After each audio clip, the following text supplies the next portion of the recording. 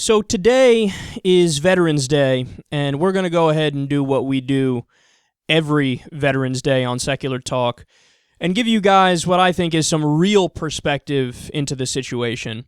In fact, I want to go ahead and take a look at some numbers in a second and try and determine if we're really supporting the troops, because if you're in America, you know better than probably anybody living anywhere else that we have leaders who love to parrot that idea endlessly, that we support the troops, the other side doesn't support them nearly as much as we do, and that's why you should vote for us, because we love our men and women in uniform and the other guys don't.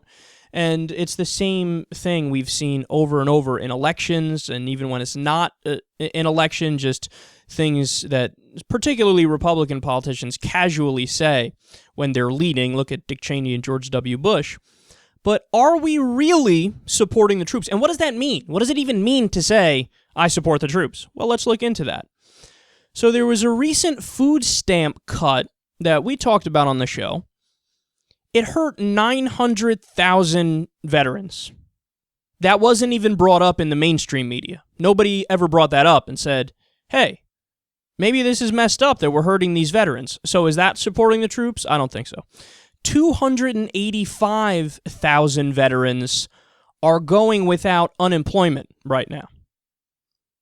So they would be eligible for it, but they're going without it. And of course, this has to do a lot with cuts, similar cuts to the food stamp cuts. This is unfortunately something that Washington has been doing nonstop. Particularly Republicans have been fighting for these things nonstop. Is that supporting the troops?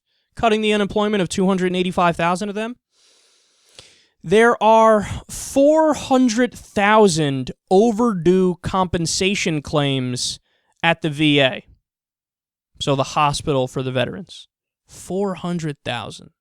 Now, there was the story recently about how there's wait lists for some VA hospitals, and some of the wait lists are so bad that people are dying while they're on the wait list. Is that supporting the troops? I don't think so. In February, Republicans blocked a bill that would have created 27 new VA clinics. So that would, if that wouldn't have fixed the problem, it would have come close to it. It would have certainly helped to have 27 new VA clinics where people could go. Democrats proposed it. They pushed for it. They wanted it. They also wanted other things to help the veterans. The Republicans blocked it. They filibustered it. Is that supporting the troops? No. All right, now here are the other final two facts here that just, to me, are the most insane. With all that stuff going on that I just laid out for you, there are still 1.4 million U.S. troops on global active duty. 1.4 million. So understand what's going on here. We have brave, young, patriotic American men and women who are answering the call of duty and doing their jobs and not complaining and following orders and doing the right thing. 1.4 million of them all around the world in these different bases. So they're doing their part. But the country and the government are not doing their part for them because, like I just laid out for you, 900,000 affected by a food stamp cut, 285,000 affected by an unemployment cut, 400,000 overdue compensation claims at the VA, 27 new VA clinics blocked. So what's going on here? But the worst fact of all, how many homeless veterans are there in the United States of America today on this Veterans Day 2014? 49,993. So while today you'll turn on the TV and you'll see Democrats and Republicans and people of leadership, people with power in the country, doing all these different, whether it's parades or whether it's gatherings where we honor the veterans and there's some showmanship going on and there's stuff that, is photogenic where, hey, the media could look at this great picture we took with somebody who was a hero from Iraq, yay, and you see leaders shaking their hands and whatnot. While you're looking at all of that and you hear these vacuous, vapid talking heads on TV, talk about supporting the troops, but in no substantive way. They don't give you any details. They don't give you any numbers. They don't give you any information. They don't dive into the serious aspect of this conversation. When you see that, remember these numbers. Remember these numbers and ask yourself, what does it really mean to support the troops? Here's my answer to that question. It's very simple.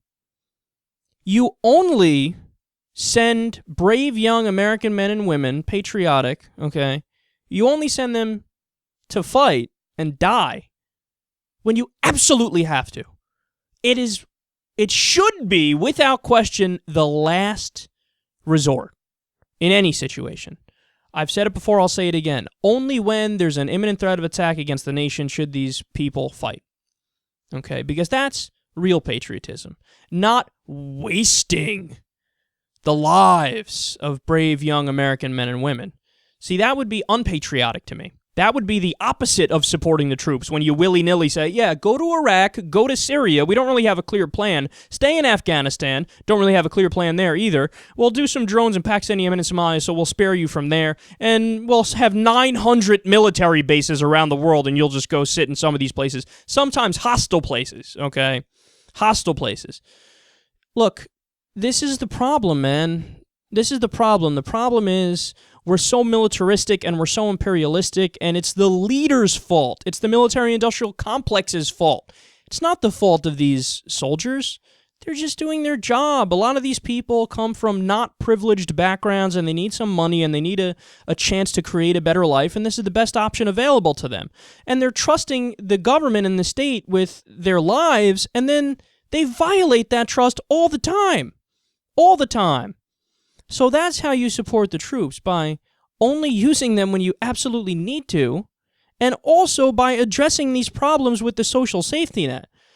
There shouldn't be a single veteran in the United States of America who's homeless.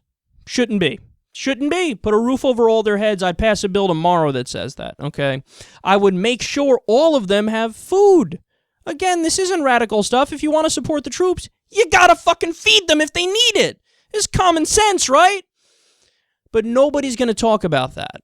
And as you watch this and you're aware of the fact that nobody in the supposedly serious mainstream media is talking about that, you remember and you think about what it actually means to support the troops. And the way to support the troops is like we just outlined. Only use them when you absolutely have to, and fix the social safety net and get them out of poverty. If you fought for this country bravely, in my book, you should never go a day in your life in poverty.